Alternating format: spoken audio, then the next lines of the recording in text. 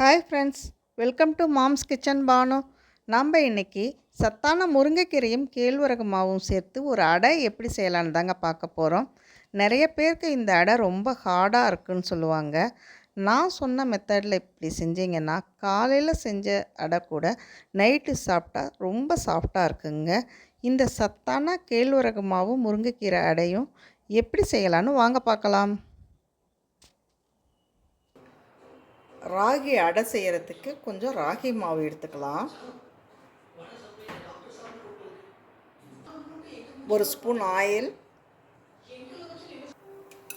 கொஞ்சம் கடலைப்பருப்பு. கடலைப்பருப்பு செவந்தோடனையும் பொடியாக கட் பண்ண கொஞ்சம் வெங்காயம் 2 போட்டுக்கலாம். பாருங்கள், வெங்காயம் முழுசாக வேகணும்னு இல்லை, லைட்டாக வதங்கினா போதும். இந்த வெங்காயத்தையும் கடலைப்பருப்பும் மாவோட போட்டுக்கலாம். பச்சை மிளகாய், சால்ட் 1 ஸ்பூன், முருங்கைக்கீரை.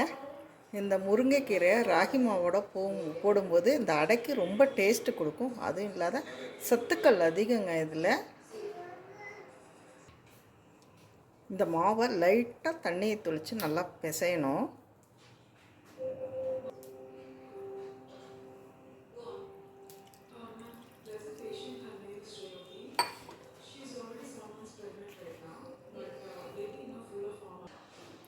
இந்த அளவுக்கு கெட்டியாக ஆகிற அளவுக்கு நம்ம பிசைஞ்சுக்கணும். அப்போ தான் இதை தட்ட முடியும் தோசைக்கல்லில். கொஞ்சம் கொஞ்சமாக தண்ணி ஊற்றி பிசையணும். இந்த அளவுக்கு மாவு எடுத்துக்கணுங்க. இப்போ நம்ம இப்படி வச்சு அப்படியே தட்டலாம்.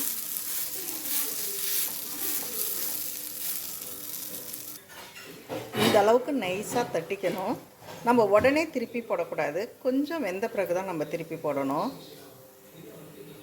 இந்த அடையை வாழை இலையில் கூட வச்சு தட்டி நம்ம போடலாம். பாருங்கள், மெதுவாக இப்படி திருப்பி போடணும். திருப்பி போட்டு 2 பக்கமும் நல்லா வேகிற அளவுக்கு லோ ஃப்ளேமில் வச்சு நல்லா வேக வைக்கணும். சத்தான முருங்கைக்கீரை அடை ரெடி ஆயிடுச்சுங்க. இந்த வீடியோ பிடிச்சிருந்தா லைக் பண்ணுங்கள்.